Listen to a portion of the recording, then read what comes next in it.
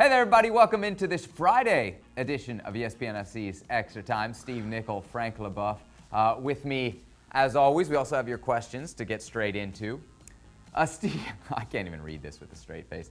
Stevie, we know when you were a manager for a long time with the New England Revolution of Major League Soccer, which leads us to this obvious question. Stevie, when you were a manager, did you ever consider signing Messi or Cristiano Ronaldo? And if not, what were you doing? Absolutely. Every Saturday night after we got beat, I thought about it. I'd go straight home, get into the piggy bank, and figure out I didn't have enough money, so that was the end of it. You never put Messi on your discovery rights list? Isn't that one of the old tricks in MLS? Nah, we only had. Who was the biggest name on the Revs discovery list? Who was it, Stevie? Figo. Whoa, yes, with the Portuguese community in Boston, that would have been a smash hit. Did it ever get close? Were there ever talks? Yeah, we spoke to him. Yeah, he thought about it and decided that he was going to stay retired. To have been a fly on the wall of that conversation, huh? If Diego Simeone were to leave Atleti this season, which top clubs would be willing to hire him and his style of football? Frank, you think Diego Simeone would be in high demand if he were to become a managerial free agent? I think so. I mean, he showed that he's a real leader, that the player can really fight with him. I don't know which club will be interesting about the way he sees football, but if you want to win something, if you want to be tough to beat, if you want to be strong, yeah, you can hire Simeone because he's going to change something. But there isn't too many clubs who can afford him first, and I don't know if Simeone will be interested about some of those who are going to be able to offer him something. It's going to be very interesting if he leaves Atleti to see if he can find a club. Frank, the question asks top clubs. Do you think there's many top clubs that would want to play the way Simeone plays? Like, wouldn't they be turned off by that if by definition you're a big club, you're a favorite, you're a protagonist? Maybe in Italy, going back to their past, where the first thought was to be strong defensively. And the fact that if you're strong defensively, there's a chance to win a game. That's what the philosophy of football in Italy for decades.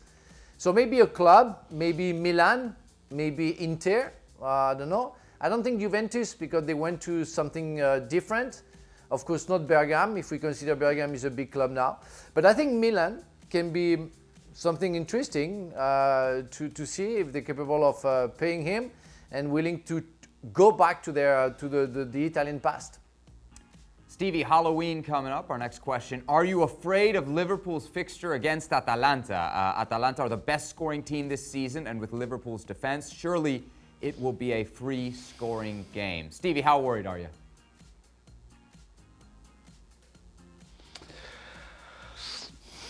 On a scale of 1 to 10, probably 5. Having watched the side that just looked impregnable to a side that you're kind of worried every time somebody goes at them. Probably Atalanta's not a team you want to play. So I have to say I'm worried. I also, on a scale of 1 to 10, would say a 9. I think we can outscore them because we can score goals, we can create chances. And to beat Atalanta, we're going to have to do that. We're going to have to outscore them because, I mean, this side's just... I can't remember exactly, but they've scored the most incredible amount of goals recently. And so they're going to score. I find it hard to believe that they won't score. So we're going to have to outscore them. I believe we're capable of it. But yeah, defensively, I'm a little worried right now about how things are shaping up. We should note Atalanta do give up goals, especially against Napoli and especially against Mexican players, Chucky Lozano. So just worth bringing up. He had a brace against Atalanta. Steve and Frank, what was the best goal you've ever seen live as a player and as a pundit? Frank, best goal you've ever seen live? It was at the Stade de France. We played against Cameroon and we drew. and I was close to like 2 yards away from Patrick Mboma, and he scored. You know, how do you call that when you reverse leg? Yeah, like a scissor kick. You call that? Yeah, bicycle kick. Yeah, it's bicycle kick, exactly. And I was 2 yards away. Impressive, beautiful goal. I hated him, but well done, Mr. Pat. Stevie, you got one that immediately comes to mind? No, I don't. I've got all kinds of goals swirling in my head, both for teams I've played for and teams against. You know, that there are so many great things about a goal that to just say one is better than another. You know, goals with power, like Jan Molby hitting a shot from about 35 yards in a League Cup competition against Man United at Anfield one night. I mean, nobody saw it until it hit the back of the net. And Gary Bailey was in goal. He actually dived as it was lying in the back of the net. I've seen little dinks, you know, just quality, just smart play.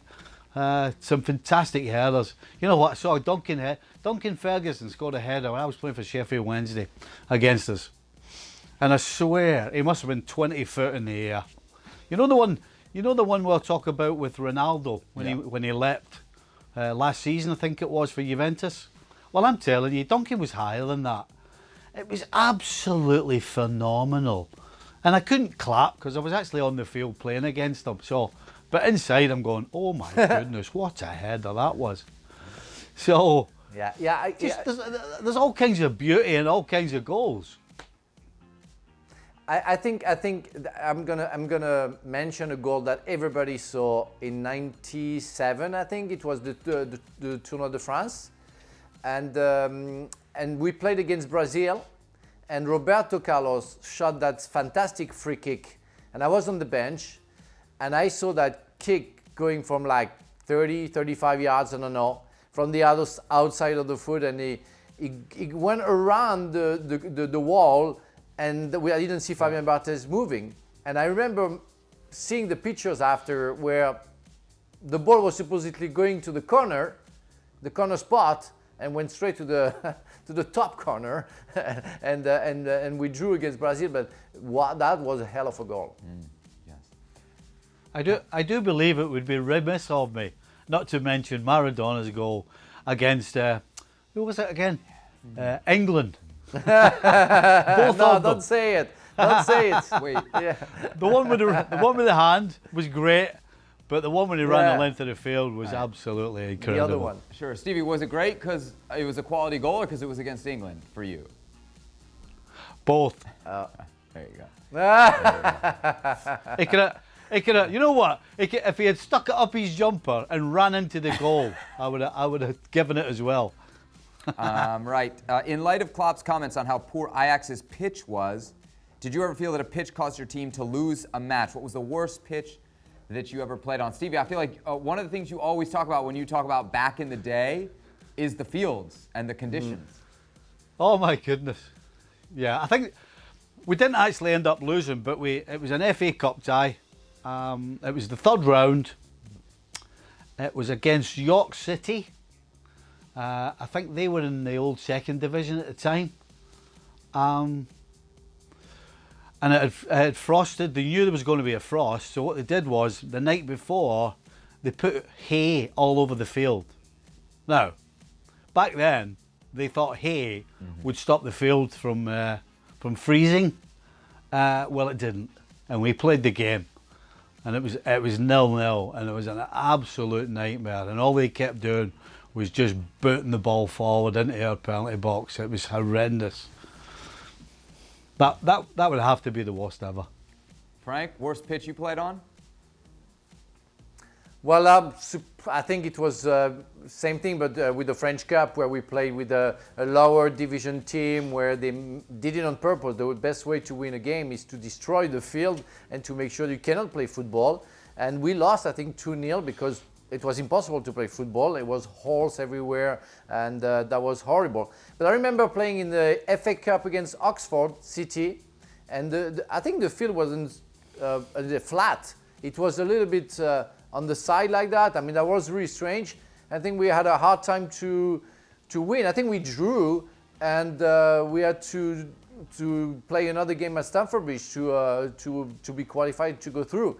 But that was difficult as well. So yeah, that was the all-time. Hey, of Seb. course, now they're perfect. They have no excuse. Seb, you got to remember that like through, I think it probably changed when the Premier League came in, but up until the late 80s anyway, the league had no rules or regulations on the length of the grass or what ball you played with or any of those things. You know, teams like Lincoln City, that all 4 corners, they wouldn't cut the grass. The grass would be 6 inches long. And all the teams used to do was kick it in the corner and chase up because the ball wouldn't run out of play. You know, things like that. You know, we used to go to places and the ball we used was like a cabbage. I mean, really, you just couldn't play football with it. But it was because the teams knew that if we played with a proper ball, we'd play them off the field. So there was all kinds of things that teams used to try. Yeah, and it's not only in England or in France that you can find crazy, and only on the domestic competition. We played a Champions League game with Chelsea, where we played in Tromsø, which is really north of Norway, very, very far up there, you know. And we played them. We lost 3-2 away from home because the snow was falling down and we couldn't see the lines. We had to stop the game in the second half like 3 or 4 times to make sure we could see the lines. So we had to wait, and it was impossible. Too much snow. And I remember that we had to play Champions League game. Never we could see that now. It's impossible. We would have never played. Speaking of thick snow, thick grass, who's the thickest or dumbest teammate that you ever had? Stevie. I think I've told this story before. And actually, it was 2 apprentices at Sheffield Wednesday. We were having a Christmas party, and I was sat at the table next to them. And these 2 young lads, somebody had said to them, "Oh, you two, flaming Dumb and Dumber." And they were actually arguing about who was dumb and who was dumber. I'm serious. They were sitting there going, and he's going, "No, you're dumber. I'm dumb. You're dumber." And he's going, "No, I'm dumb. You're dumber." I'm sitting like that. What? Oh my God. Frank, you got any former teammates you want to throw under the bus? No. I'm not that type of guy. I've got many guys that I think they're completely dumb people, but I'm going to keep it for myself, please. Very good. All right, final question. Would Stevie be tempted to try a vegan shepherd's pie or a Beyond Meat shepherd's pie? I believe that's like a plant-based meat. Stevie, would you be willing? Would you be up for it? Would I try it? Yes, I'd try it. I thought you weren't for trying new things. Absolutely. Certainly when it comes to food. See, you're after me already. Oh, you asked me if I would try it. You asked me if I would try it. I said, well, yeah, I'd give it a try. Very well. All right. Hey, now the chances, let's be honest, the chances of being anywhere close to tasting anywhere like a proper shepherd's pie are pretty small. But I would, out of courtesy, if somebody made me, I would try it. All right. We are going to get the good folks at the ESPN You know what? I don't even know what a shepherd's pie is. I don't even know what a shepherd's pie is. You don't? Really, I never tasted it. Yes. It has carbs, so I don't think you can eat it, Frank. You know, you like to stay in shape. All right, that's all the time we've got for this installment of Extra Time. Thanks to Frank. Thanks to Stevie. We will be back on tomorrow's show. Dan back in the driver's seat as we look back on El Clasico and much more from around world football. Well, thank you very much for watching ESPN on YouTube. For more sports highlights and analysis, be sure to download the ESPN app. And for live streaming, premium content, and let's not forget as well, ESPN FC 7 days a week. Subscribe to ESPN Plus.